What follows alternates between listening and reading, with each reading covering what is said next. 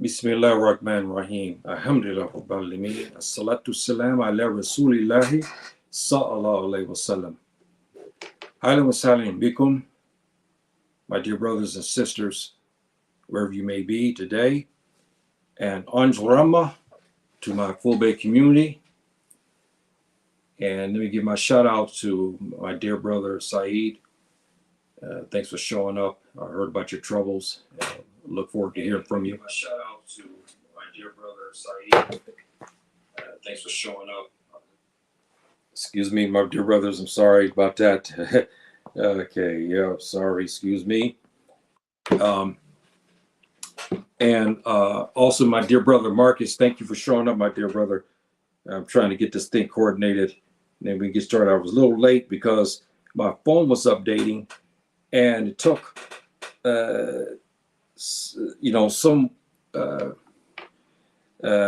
some while to get, acclimated, and you know how phones and computers can be. So please, thank you for bearing with me on this, and thank you, my dear brother Saeed, happy companion, you brothers and sisters who are not familiar with him. He's a House of Fulani brother, and he's got a good station, and plus he's living in the Gambia, made his hijrah, and his family, wife, him, his family, they're making beautiful agbadas and dashikis there in the Gambia. So you see this brother here, a happy companion. Please look him up, and he's got some beautiful clothing there, beautiful clothing.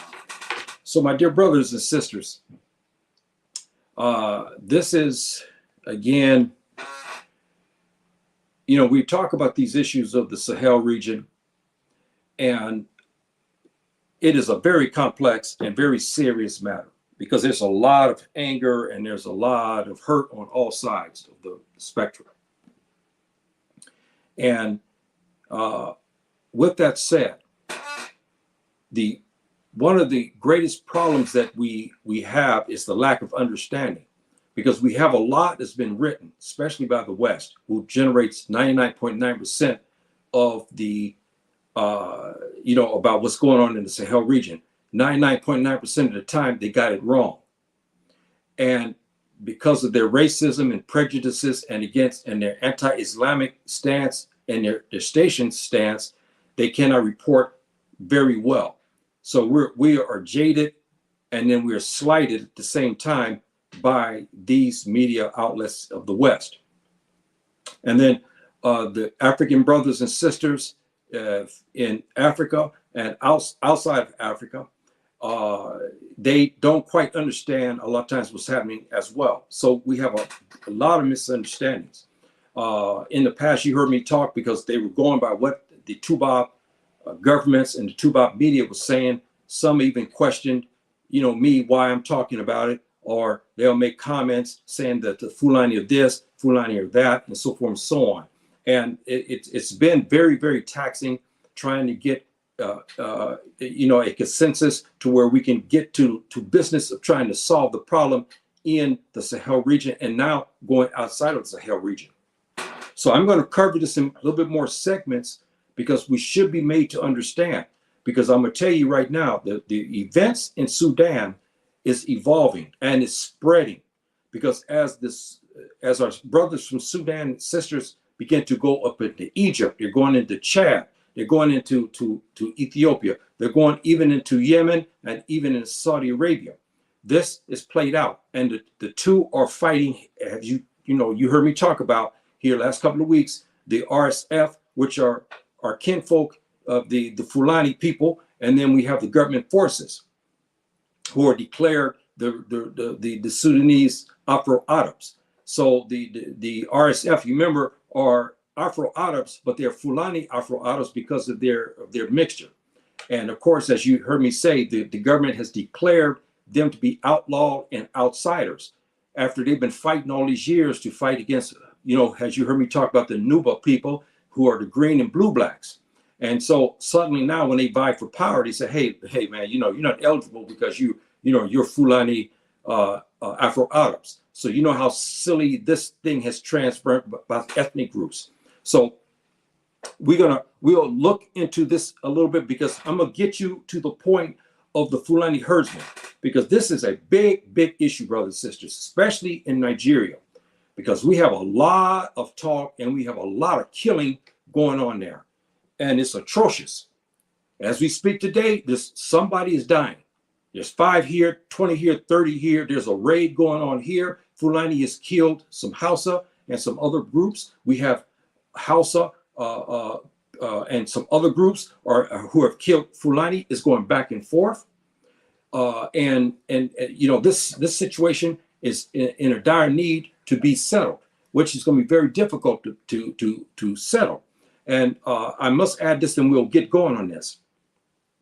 Brothers and sisters, I'm under a lot of heat, especially from the Tubab. You know, they threatened to kill me here last week. In one program, this Tubab bastard, that's exactly what he is. He made his comment about what they're going to do to Fulani people and me too as well. And so you can see, as I said, the powers to be are upset. Here in the home where I'm living out, Fez, Morocco, the Tubab bastards are revved up here. That's what I call them, because I'm not afraid of them. They've revved up here doing things to me, even inside the masjid. Anas bin Malik is the masjid here in Fez. You're not going to believe what they did here last week. I'm going to talk about this because it's related. I was in Salat. Okay, now this is not the first time. I was in Salat, and I always make my nafila prayers. Everybody understands the Islamic way. My nafila prayers inside the house, and then I go to the masjid, which is about almost a mile or a kilometer, give or take some few steps here and there. So where I live now is a beautiful area, very nice, upscale and so forth and so on, but the masjids are far away. Well, this same individual who's been doing things to me, following me, hitting me in other masjids and so forth and so on, the coward hits me inside the masjid. I go outside, wait for him out there, he doesn't show. Or I got on the street, he doesn't show. He hits me only in the masjid. This is the same thing that's happened every century, where they kill and maim Muslims inside the masjid. So that masjid here, Anas bin Malik, this here in Fez, I'm there praying. He comes in. I could not move. I had to stay in my spot. I couldn't move. So he got next to me. He started to prod me. When we went down to prostration, he put his elbow on me, on my back.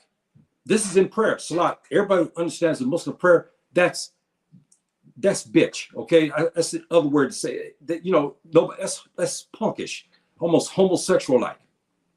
So I gently moved his hand off my shoulder. So when the imam told us to get up in prostration, everybody knows what that means, but I don't have to get into that.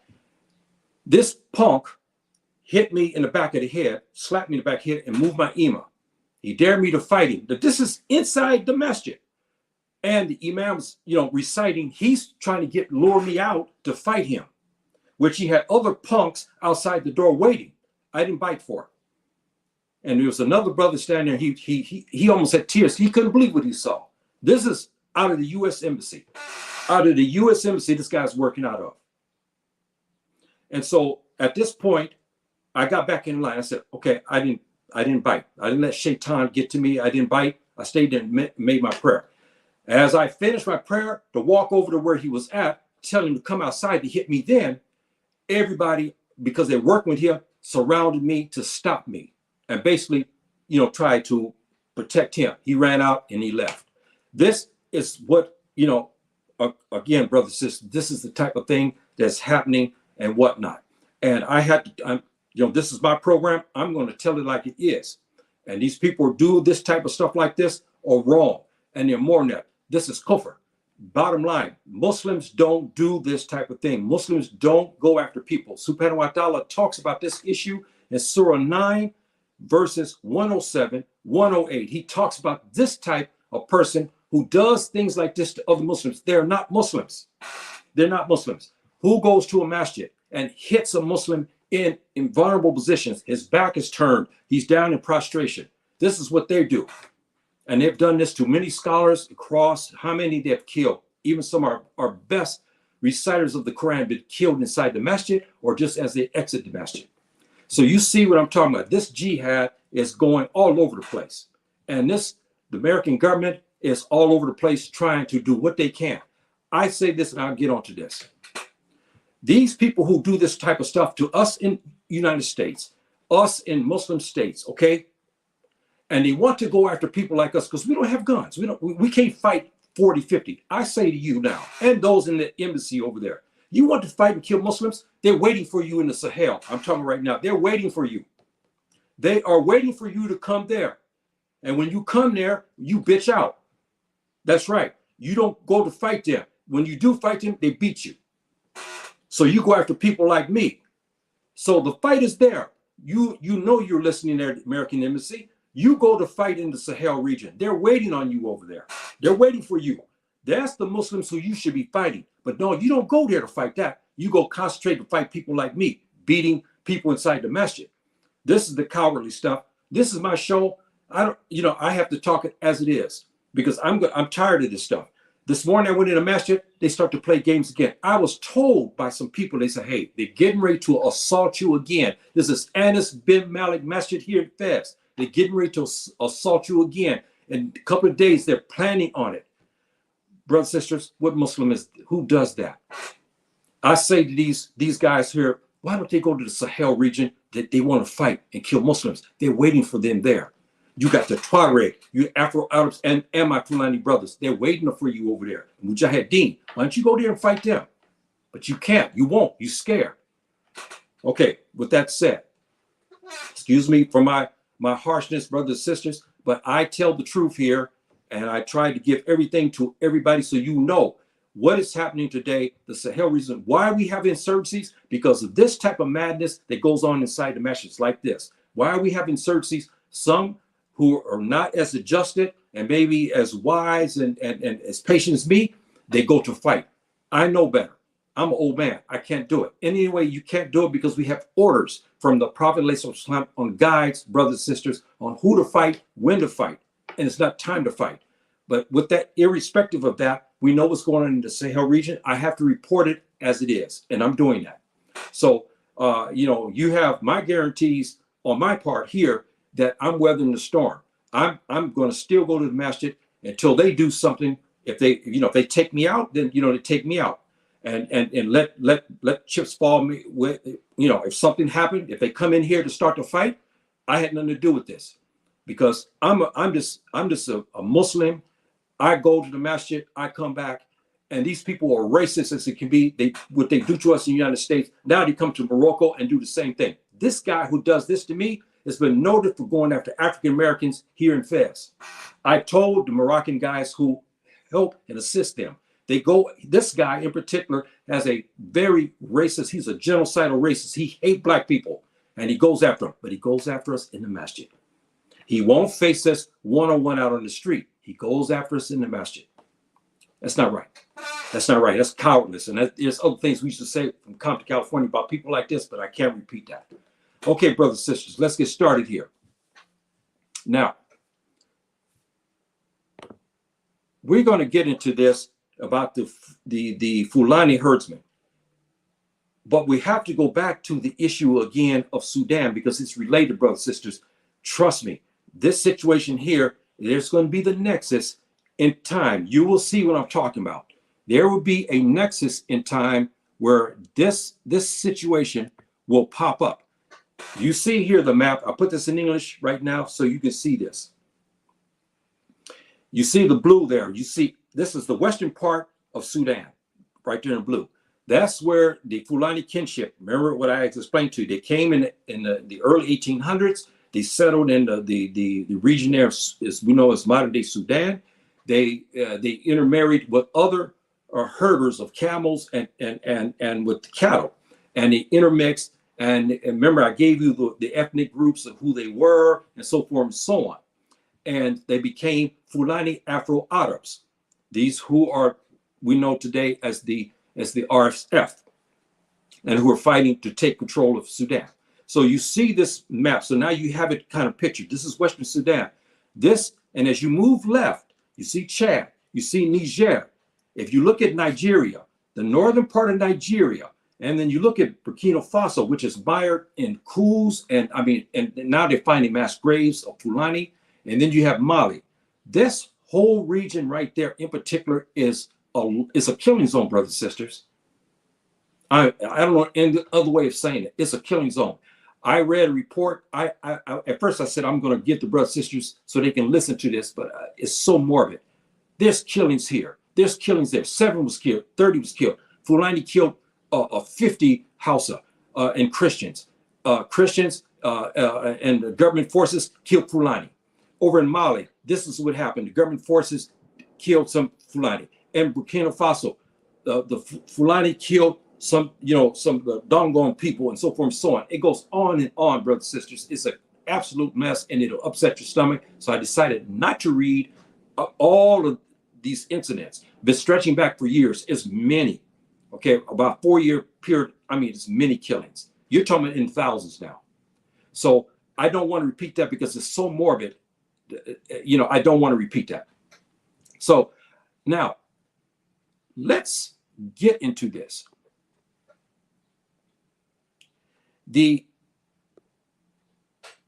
This is a picture here I show you of our Fulani brothers, these herdmen. You notice they're not Mujahideen groups. You can tell the difference. These are just our brothers who take their cattle. They're innocent. Okay, they're not, they're not fighters. They're just peaceful, loving Muslims, and they herd their cattle. This picture here was taken by one of our brothers before they were just slaughtered. See, and so they were slaughtered a short time after this, innocently because they're Fulani. And this is some of the things that I'm talking about, brothers and sisters, that makes it very difficult to analyze this case, because it's not all Fulani. The Fulani being killed as well. And our brothers Fulani are making a lot of mistakes. I'm not talking about all Fulanis. I'm talking about the herdsmen and the bandits, who I'll cover here in a minute. I want my Fulbe community brothers to look at these guys. Guess who they are? They are our cousins there in Western Sudan. If you put them in the Gambia, you put them in Senegal, you put them in Mali, Burkina Faso, Niger, Northern Nigeria, Southern Chad, you would say they're Fulani. They are Fulani, but they're mixed. This is what I was talking about. Now, here are our brothers here. These are the Hamar people. They stretch all the way to Habasha. They are also mixed, again, with the Fulani. These are Mujahideen who fight. And again, there's contention by many brothers and sisters. They say, well, I don't like you to use Mujahideen because, they're fighting this and that. But in Islam, there's a thing that we have to use terms. I refuse to use the term that has been designated upon any Fulani now as a terrorist, because it's not the case, because we have to define terrorism, and it's not defined right. What they do to me inside the masjid is not called terrorism. But if I go to fight them, then it's called terrorism. See, this is what we're talking about, and so forth. So the definition of terrorism have to be defined by good men, not just by the Tuba, by consensus. Here in Africa, Europe, Asia, all of us have to get together and define what's actually terrorism. Here we have the Hamar people. They are noted again for cattle and also for camels, herding. These people are Afro-Arab people, and they are Fulani. So they're Fulani Afro-Arabs who fight Mujahideen. You see the picture here. You saw this. This guy's here, okay? Look at the difference. Let's look at this again, brothers and sisters. Let's look at this again, okay? Let's go look at this. Okay, where we at? Yeah, here we go. Look at these guys. Okay, here we go. This is Mujahideen. Look at the brothers who are not Mujahideen, who are not bandits. You see the difference? And yet, brothers and sisters, according to the Global Terrorism Index, these guys here are labeled as terrorists. Now you understand how silly this situation has become. They have been labeled as terrorists.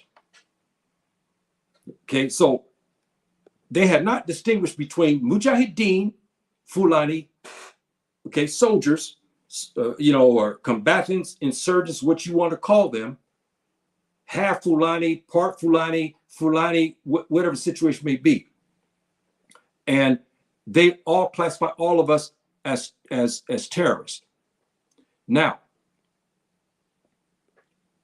I show you a picture. This was the former leader of the Jesuit, the RSF.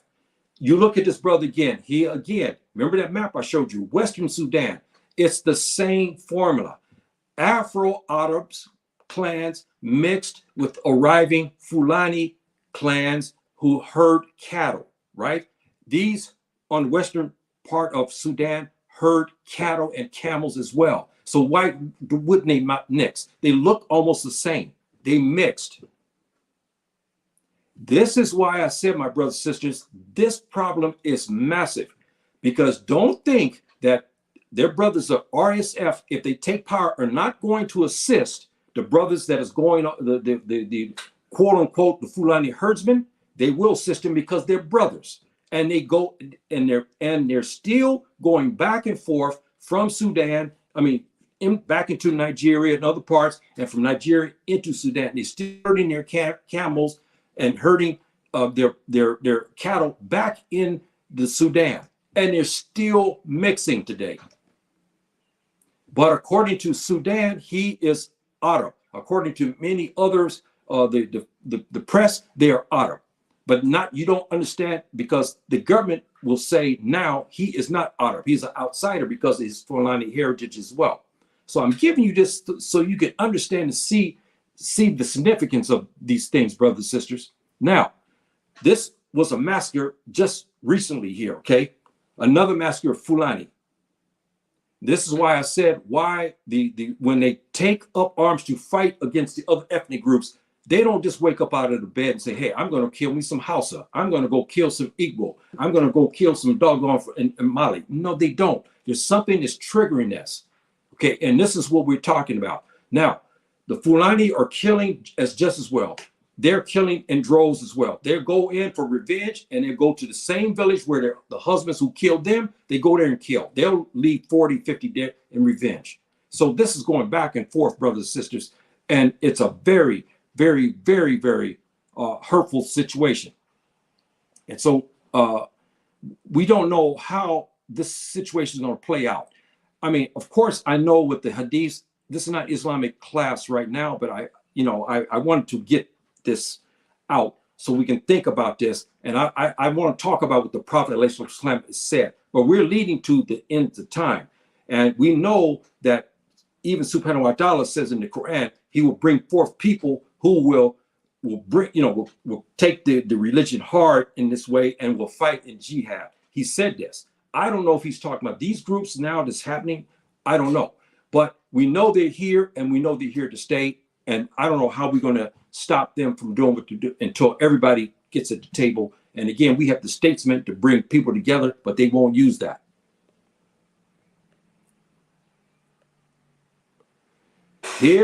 Now, this is where, brothers and sisters, we have problems.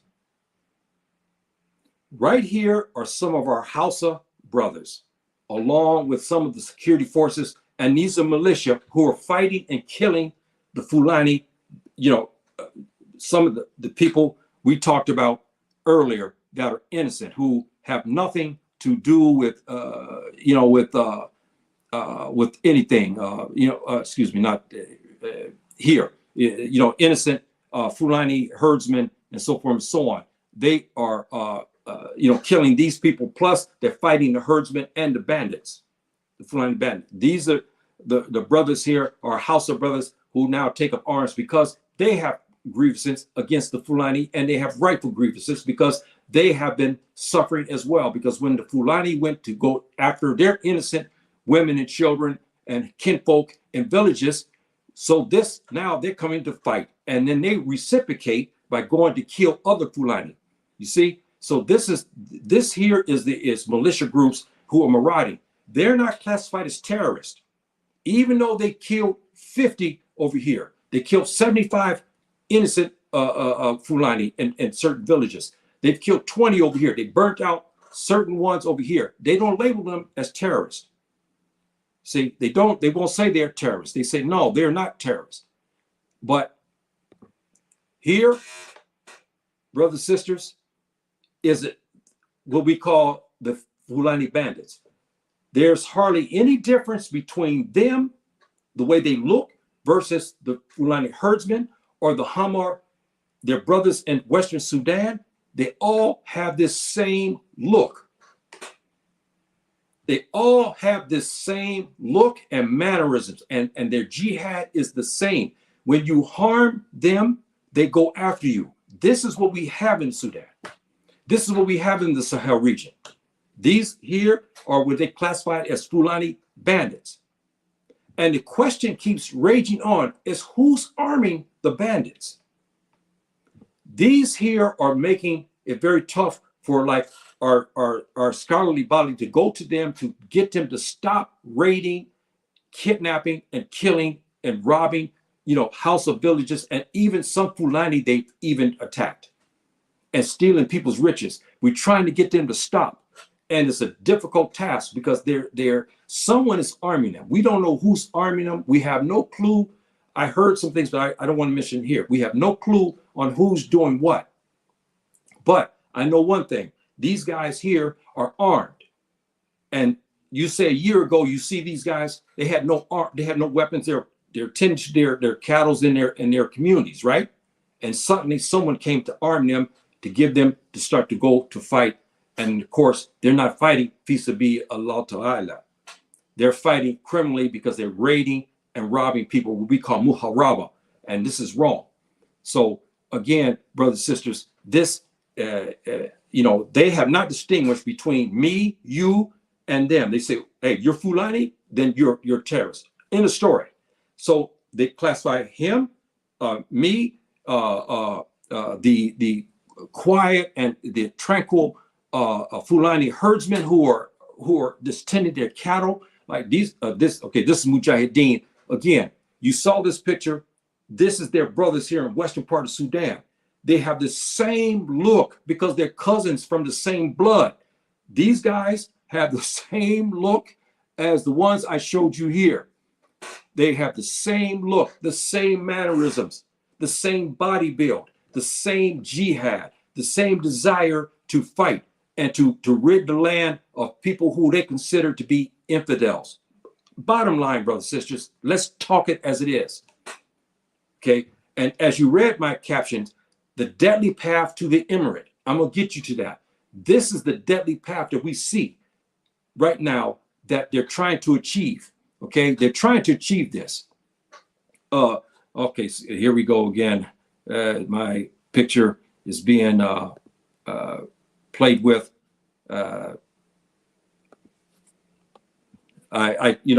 don't know. I know the powers that be are doing things because I can't even change this around. This is what makes this so bad, brothers and sisters. I am so sorry. They're trying to stop everything that I do, and the picture is just locked in, and they just, I don't know, like I saw now, I'm trying to change it. It's locked. They locked it. So that means they went into my computer to lock it. So that way I can't change it. And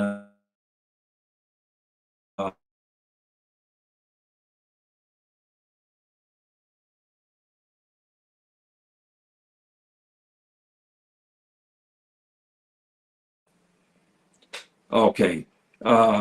Boy, I guess I'm going to have to use the screen because we can't keep looking at me in this uptime position here. I will put, anyway, I wanted to get these maps up here. So we'll go to do this. Okay, brothers and sisters, I'm showing you a map here. This map here, again, if you see in the red, there, this is Niger, this is Nigeria, and then you see the yellow is Burkina Faso. They're proposing, and this has been talked about, and not only that, according to history and kinship, this could be an emirate if the herdsmen are not stopped. This here could be a new emirate. It'd be a Fulani emirate. Now you see the dangers of what I'm talking about. If you look to your right, you see Chad, and then further right, you see Sudan. They're not far apart from one another. And remember Western Sudan, as I showed you in English, they're over to the right. They're cousins there. If they take power, boy, I got a feeling you better watch out. This is going to be something. This is going to be something. And what you have here, again, is something that you have the Fulani herdsmen and in their range and who's assisting. Now, we have a lot of people right now who are being assisted, okay? And this is the bottom line. And it's not the countries itself are assisting them. It's the Fulani people in it. So this is why the herdsmen, the Fulani herdsmen, they have a lot of support. It's not only just Nigeria, it's covering from Sudan all the way across Central African Republic, the Cameroons, you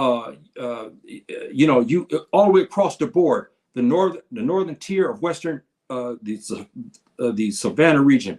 They are being assisted by other Fulani. As you heard me say many times before, when it's time for something, the Fulani people are more of a galvanizer than any other ethnic group. Maybe perhaps the Hausa or Hausa brothers are the same way.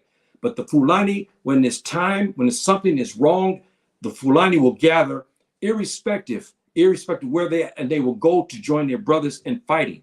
This is what we see is happening in northern Nigeria, as the Nigerian government has complained about. They got many Fulani coming from many different regions to come to fight there.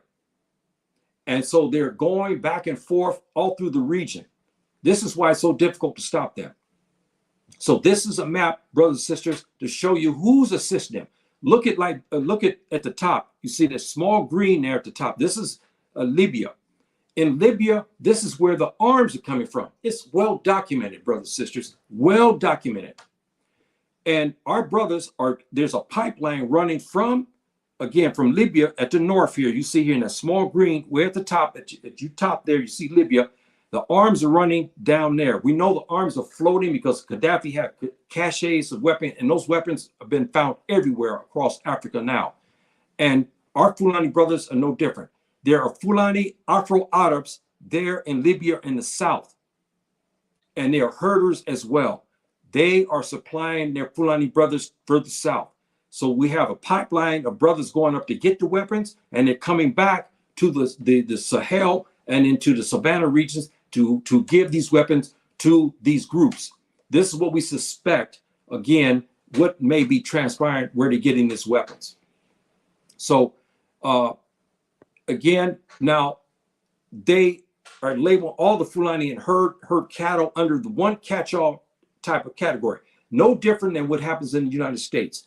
They categorize all Muslims as either you are a terrorist, or you are accomplice to terrorism, or you are an unindictable co-conspirator, and they put you on terror watch list. Okay, this is what they're doing to all the Fulani, even the innocent. And brothers and sisters, I have to say this: most of the Fulani communities do not support the herdsmen, nor do they support the Fulani bandits. They don't. Let's get that out. They don't. See, but because of the sheer numbers of Fulani and sheer numbers of where they are at, this is why they're hard to defeat. But as a general rule, the Fulani people and the Fulbe community is not supporting them. But of course, when they get raided and they get killed off, then things happen. This is what is interesting about this as well, brothers and sisters. The Fulani herdsmen are rated as the 5th deadliest Mujahideen group in the world. This is the seriousness of why I'm talking today. They have imams who teach them Islamic principles. They have many imams.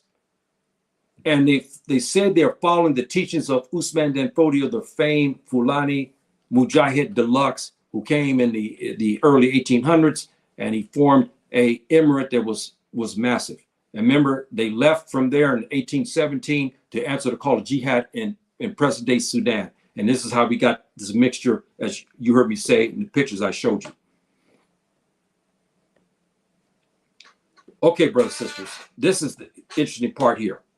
What are the stated goals?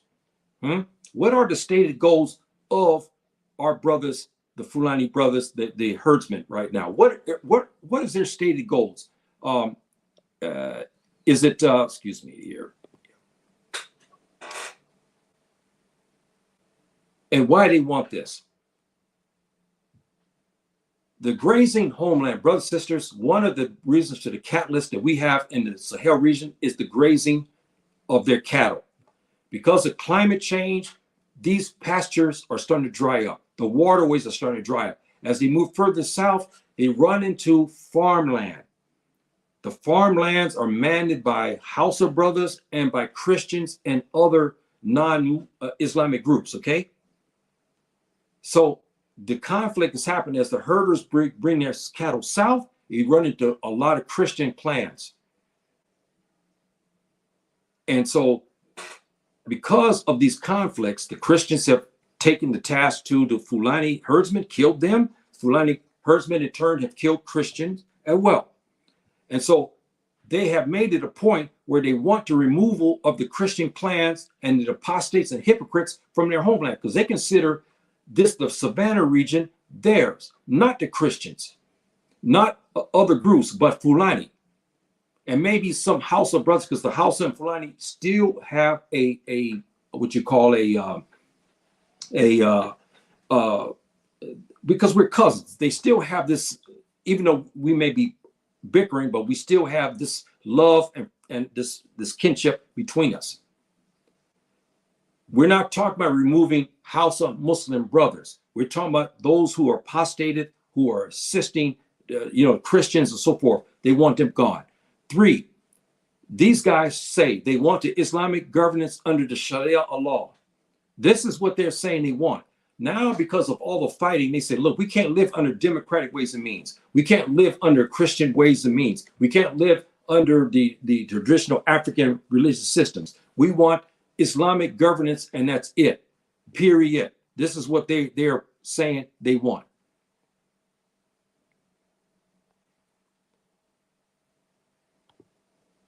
Then they said they want the protection of the Futafula community. This is the another name for the Fulani people. They want a protection because right now they're not being protected. How they're being protected is by the bandits and the Fulani Mujahideen. See, this is what makes this complicated, because here we have again, we have Christians, we have others who are fighting and killing, and we have security forces and militias killing them all over the place, from Mali to Burkina Faso, Niger, across, even into Nigeria. So they are asking that they want this protection.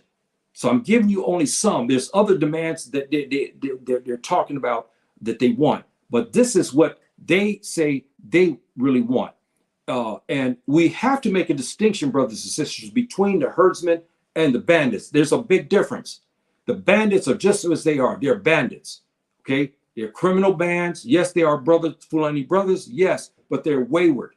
Sheikh Gumi talked about that. They're wayward, and they're doing it for economics. We know that, and also to they feel to right or wrong, but it's wrong. You don't go to raid another village and you steal their wealth. You go steal their camels or their cattle and sell it, or slaughter it and sell the meat, or whatever situation, and steal their riches. You cannot do this, but we do have our brothers doing this, and this is wrong.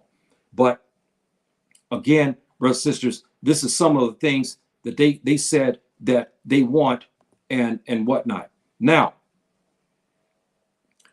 we have to make the distinction, brothers and sisters, between the herdsmen and the Fulani bandits, as I said. However, the enemies of the Futafula people are lumping us all together.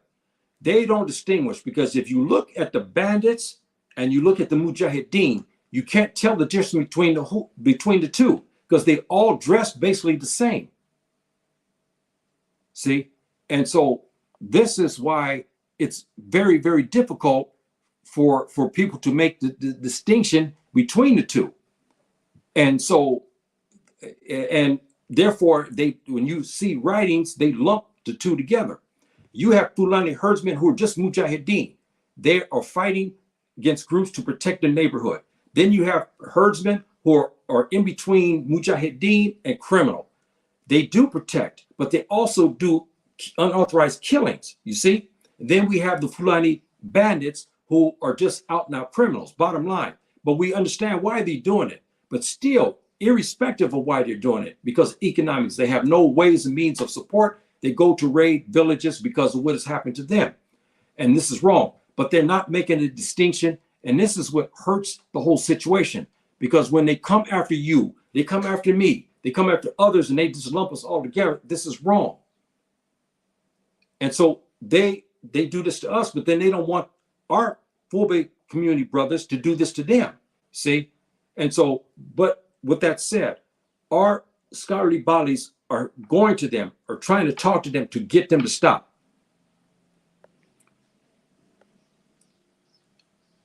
The bandits are saying what they want. The criminal bands and brigands who want economic empowerment, they want money in their pocket. They don't want an emirate. You see, this is why I'm saying to you, brothers and sisters, why there's a difference between the two. The criminal bands, the bandits say they want economic empowerment. And they're doing it by criminal means, by raiding villages and taking their wealth to enrich themselves. And then enriching themselves, including other Fulani brother kindred. This is what I said here in the Fulbe language here. They're doing this even against some other our kinfolk. They're robbing them as well. They want to strike fear upon the enemies of the Futafula, because if they strike fear, they'll stop killing them and killing their kinfolk and other Fulani people. You see, this is their strategy. They figure if they exhort terror and robbery and so forth, then perhaps they will stop. 4, they want to exact revenge upon the government, which they feel have robbed them of their rightful ownership of grazing land and property. Brothers and sisters, this is major. Anybody in Nigeria knows this situation, and across the Sahel and Savannah region. The rightful grazing land and farmland situation has to be solved. Many of the bandits said, "You robbed me of my land." This is why they robbed back, because they say, "You robbed me of my rightful ownership. My grandfathers and great grandfathers have grazed this land. You took it from me and you gave it to the Christians." You see? And so this is where we have a problem in this particular arena. And this one here, this number 4, exacting revenge on the government, because the government did not restore their ownership. They gave it to Christians and to other ethnic groups, and they became farmers. Of course, there's other things, but I'm only going by what they're saying, because I'm going to present the other side so you'll know. You hear what they say in the Western press, we're going to tell you what our brothers are saying. Because we need to hear both sides of the story, not just only what BBC says, but both sides of the story. So the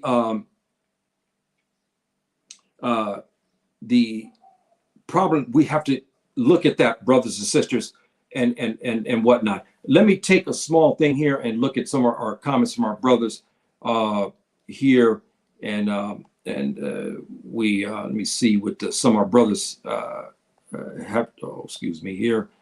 Some of our brothers. Yeah, we have our brother Marcus here, the same people who are arming the gangs in the States. Yeah, there's a lot of stuff that's happening, brothers and sisters. A lot of things.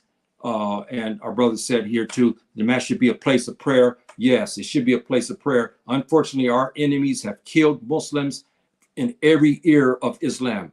They find the masjid a place because the devil works. Let's face it, brothers and sisters, the people who do things against Muslims in the masjid, going to the masjid, coming back from the masjid, they're operating only what the devil has taught them. They're not operating like you or me. The devil is behind them. He's teaching them. He's ordering them. He said, look, this is what I need you to do. This is how you do it. You get them inside the masjid. You get them outside the masjid. You catch them before they go into the masjid. Before they step in, then you slay them or you beat them. This is, unfortunately, every year they have this. This is nothing new. This happened to me. It's happened to many scholars, many famous imams across every era. This is not new. Okay, this is old. This is old business that has been happening to us, and so forth and so on. And okay, where are we at here? Number 4. Okay, yeah, we said number 4. Now we're gonna go back Okay, now the bandits are also kind of saying as well, they want a separate area for them, but they're not talking about an emirate, but they're saying that they want a separate area excluding all ethnic groups. It's going to be very difficult because if you have an ethnic group in certain lands, they have now made it and they have now made farms in this region. How can you uplift them and move them to where? And you take their livelihood from them. The bandits are saying, no, you move them off because this is our traditional homeland. See, this is what they're saying.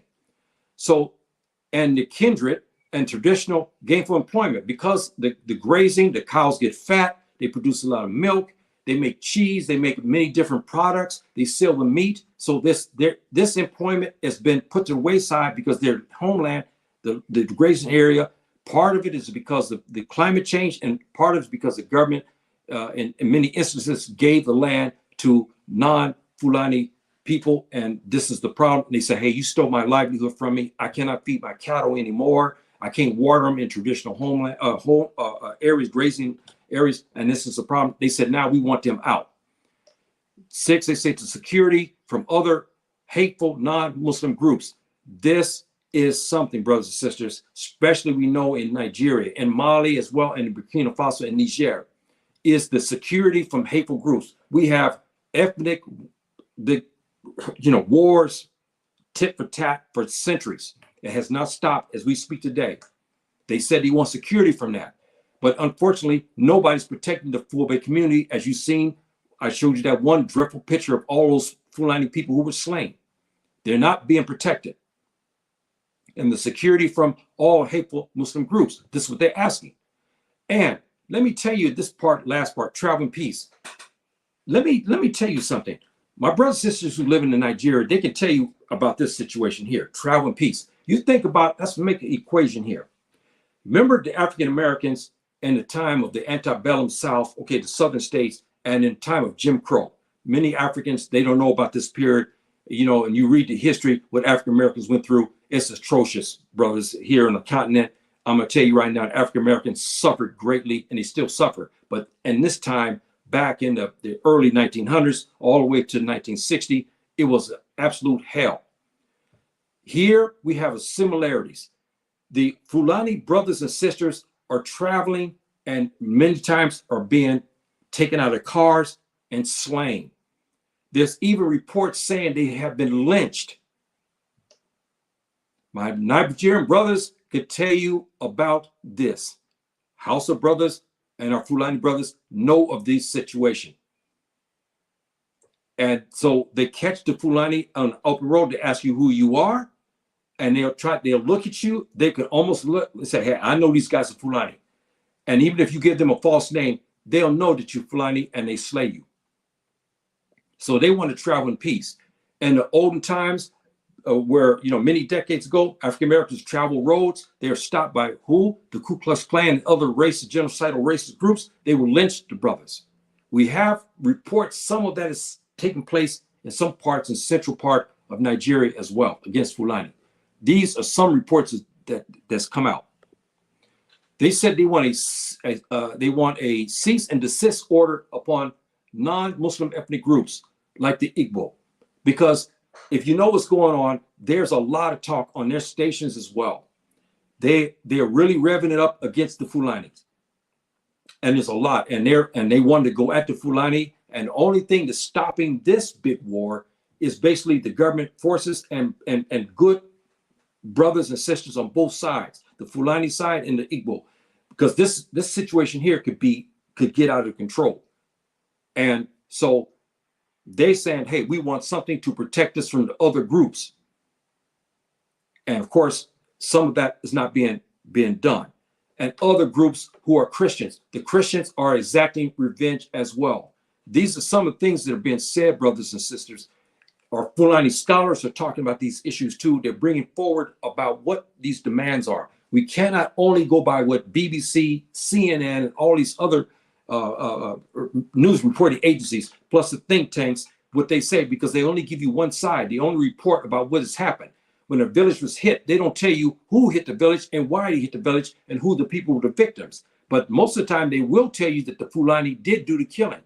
But when the Fulani are killed, they always give you vague information.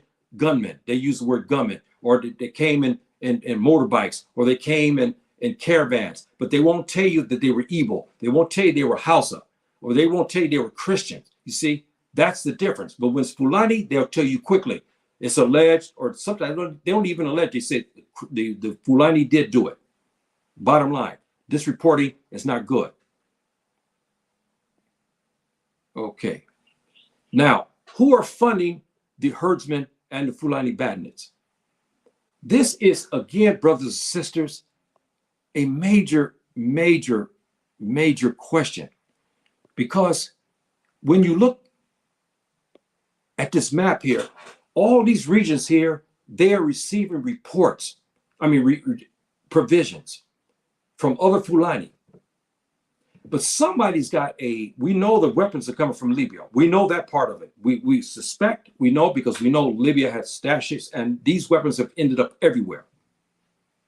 But somebody has got money, because they're funding these guys and they're giving them desert vehicles. They're giving them high-powered weapons and whatnot, and so forth. You look at this guy here, he's militia. Maybe a year he was very poor. He has nothing. Where did he get a weapon like this that costs, in some cases, more than my salary, my retirement? Okay, these type of weapons like this, these are high-tech military madness. These kind of weapons here that fire 100 bullets within a couple of seconds and so forth and so on. Where did he get these weapons? We think from Libya. But yet, Libya can't keep supplying everybody. Somebody else is giving weapons, and someone is giving them money. See, we know that. Now,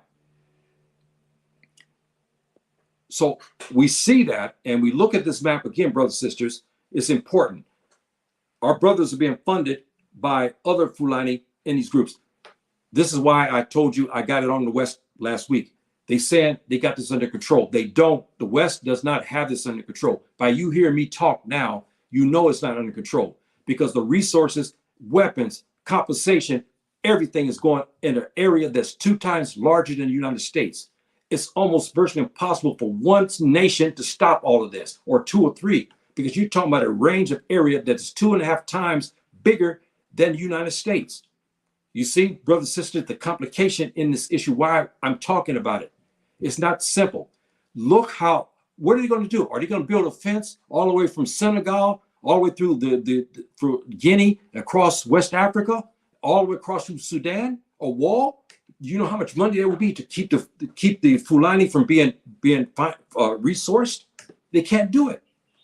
See, they cannot. And this area is 2.5 times bigger. So again, brothers and sisters, I'm presenting these facts to you so you can discern and you can understand what your brothers are doing, what's happening to them, and what they're doing. And now you see a map. This here has been verified. We have scholars. We have people who talk about this. We have people on the ground who know, because they go and they are with these groups and they know where they're getting provisions from. This is a map where we know that they said, look, we went here. We got provisions in Mali. We went to Senegal. We went to Guinea. We went over here to Burkina Faso, Niger. We went to Western Sudan, and we got provisions. These are maps. We went to Central African Republic. It's massive, brothers and sisters. It's astonishing how much support has been given to these guys. And so that's why, again, this thing is so deadly. I'm about ready to close here. And I'll go into the next part of this, inshallah ta'ala. Now, you see the map. Now, you look at the verbiage I put here. Senegal across to Niger. So you look to your left, far left, Senegal, all the way to Niger. You see that. All right, maybe I can put this, I should be able to put this in, I'll put this in in English so you guys get a better feel for what I'm saying here. Where's the English map? Okay. Okay, now we look at that. You look to your far left, you see Senegal, across to Niger. Arms are coming from Libya. So you look to the north, there you see it. Now you should be able to read it in English. Okay? The Fulani Afro-Arabs are doing that for them, their brothers there. Stretching from Chad, going now, you go south, you see Chad, into Western Sudan. Remember I told you there. All the way down there now, down to the Cameroon, to the Central African Republic. I didn't include the Guinea because they are part of it. You saw the map. Guinea is part of it, and there's other areas too, but you get the picture. I wanted just to give you a basis on the support and how it's actually transformed and what is happening, because it's so critical that we understand both sides of this. We have our brothers, African brothers, are suffering. Our non-Fulani brothers are suffering, and our Fulani brothers are suffering. Everybody's suffering, and we have players who are fueling this. Okay, outside, we know Western powers are fueling this, and so we know bad governance is fueling this. We know also the corruption is fueling this. We have all these things that have to be taken into account. This problem here is why it's so big, is because the Fulani people have been in jihad since 7/11, as I explained to you. And the Fulani communities are more in line to one another than any other ethnic groups. You'll say, no, the Arabs. Really? The Afro-Arabs are not together. You look at what's going on from Morocco to Algeria. They're brothers. Or from Morocco to Egypt. They're not together. You cannot say that. The Hausa, they have theirs, but they don't have the range like the Fulani range. And so you say maybe the Igbo, no, they're small. They're a small group. You maybe say the Wolof, no, they're small group. You may say Jolof, no, it's not them. The Mandinka, they're small. The Fulani people, brothers and sisters, remember the Fulani range, the Fulani map. Remember what I showed you. This is what makes this case so dangerous, because you have all of these people that are all the same. And when they hear about the Fulani in Sudan, they back their play. They're in Senegal, they hear about the Fulani having problems in Nigeria, they go to back their play. When in Guinea, something happens in Guinea, the brothers in Western Sudan, the brothers in Chad, in southern Libya, all the way across Tanzania, Mauritania, all the way across, everywhere. They back their brothers' play. This is what makes the Sahel region so dangerous, and why you have to settle the Fulani question and factor first, because it's them who is actually are the main characters in this. If you don't solve this problem, yeah, you can deal with the doggone here. You can deal with the Afro-Arabs here. You can deal with the Afro-Tuaregs. But how are you going to deal with the Fulani element that stretches all the way from one side of the ocean to the other side of the continent, which is now 3 times bigger than the United States? See, so this is, I'm giving you these pictures, brothers and sisters, so you can get a better understanding. And we talked about this also last week.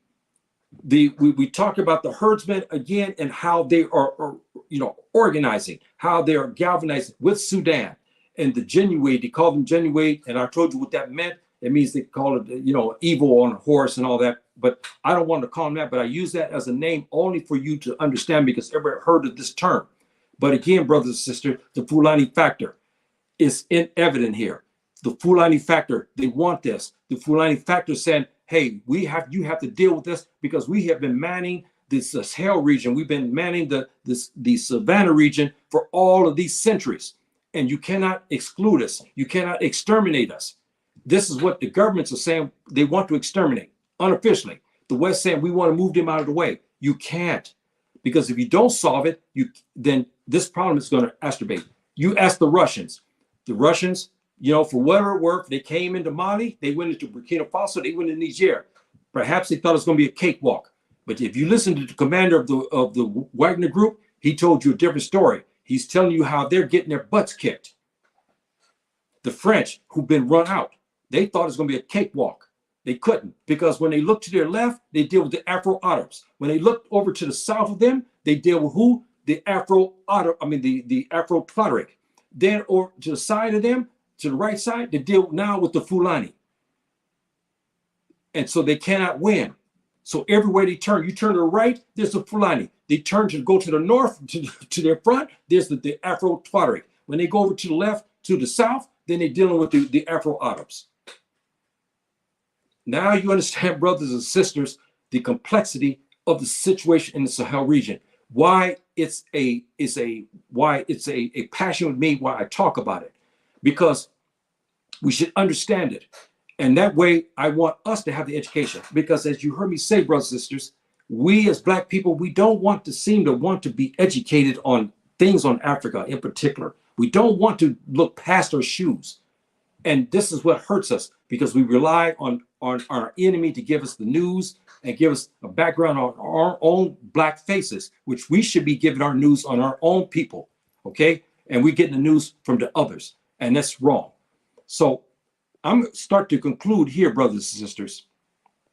And again, I'm going to cover more of this, because there's a lot to this, and we're going to have to look at this. Again, I got maps going across showing you all of the insurgencies, 25 states, brothers and sisters, and each of the 25 states, guess what? Who's there? The Fulani factor.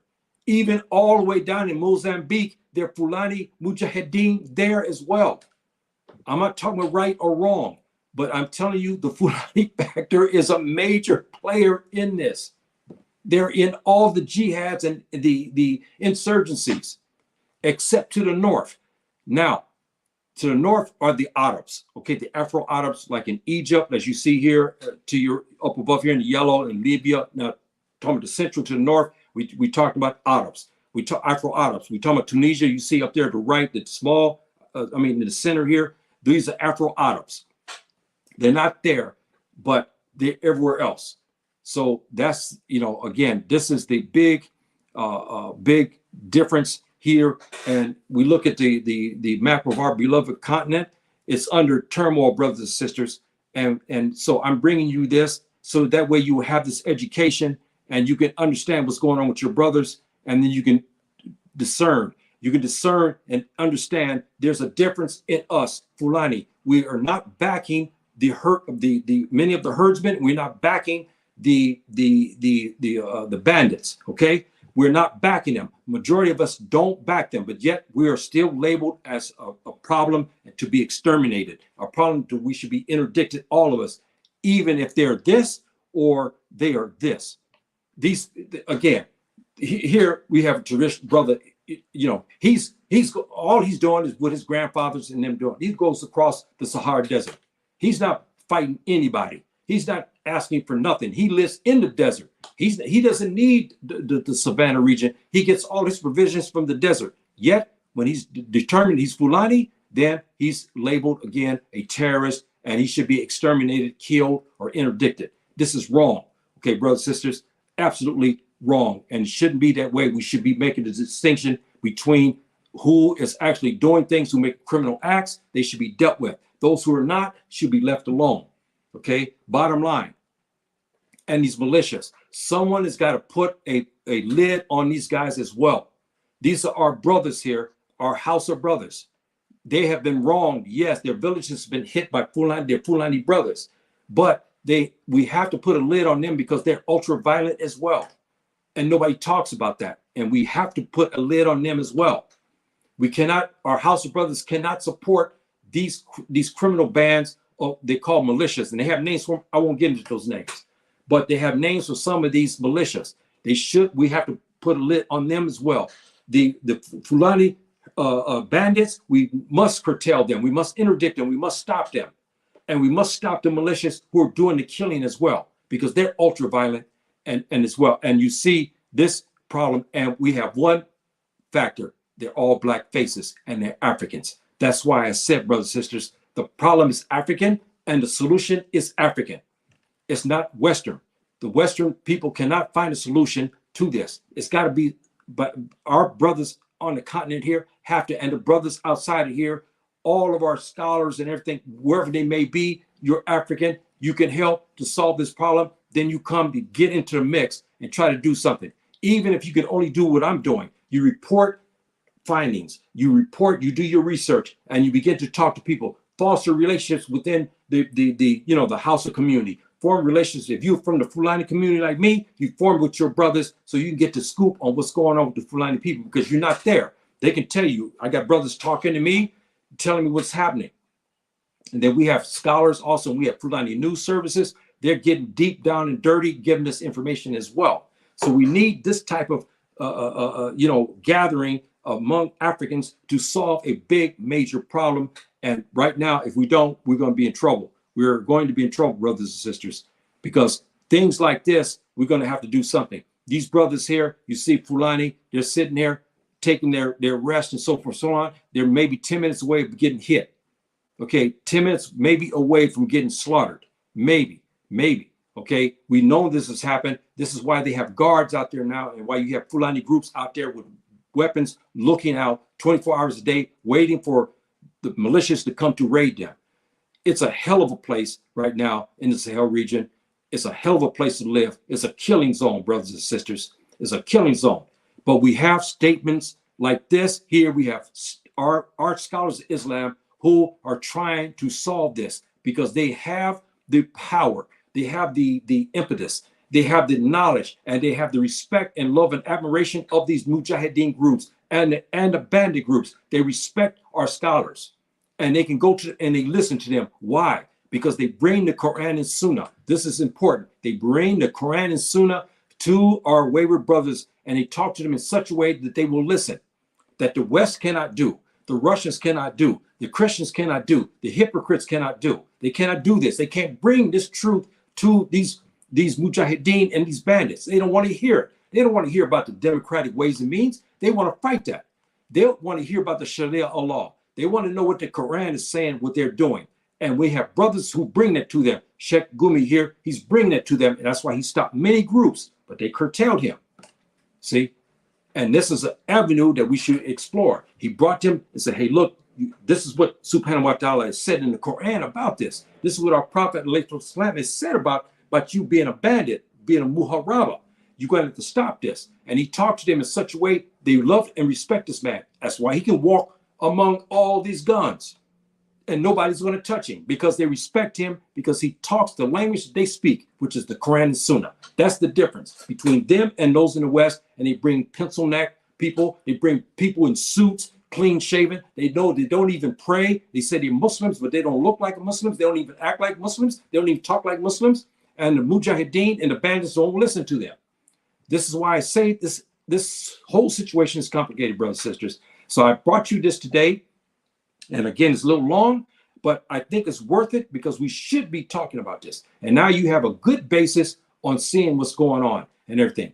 And I'll say one more last thing here. My talk earlier about what's happened to me, it's mine, brothers and sisters. Okay, I have to face this. I face it. I've been facing it here nearly 2 decades. And so, I have to face it, and it's mine. I have to deal with that.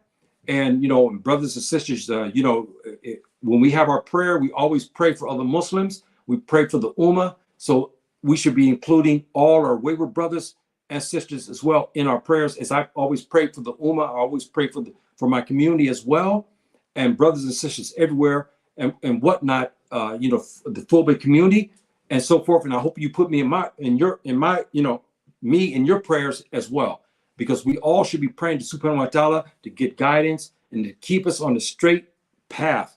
Don't get wayward. Even if they beat you in the masjid, like me, even if they beat you in there when you were in a vulnerable position, you don't do anything that will anger Subhanahu wa ta'ala. You learn to the Sharia. Even if you are walking on the street and they beat you, you try to do your best. That's a given situation. I don't know how to act if I'm living in the villages and I get hit like this with guns and they kill my wife, my children, my mother and father, and my kinfolk. I don't know how I would be. It'd be very difficult to resist not going for revenge, because we're all human beings and we love our families. And when our families are hurt, especially our wives, we see our children slaughtered, our seed is gone, things happen sometimes, and then we do things wrong. So these things, brothers and sisters, is part of the life on this earth, and so forth and so on. And Muslims understand what's the other side of this. And we have to face this because we know that the world life is a hell. We know that. It's only moments of glory, moments of happiness. Most of it is sadness, treachery and beguile and so forth and so on. This is the life on earth. So, okay, my brothers and sisters, I will leave you with that. and I will talk to you again, inshallah, to finish this up, inshallah. Okay, salam alaikum, rahmatullahi wa barakatuh.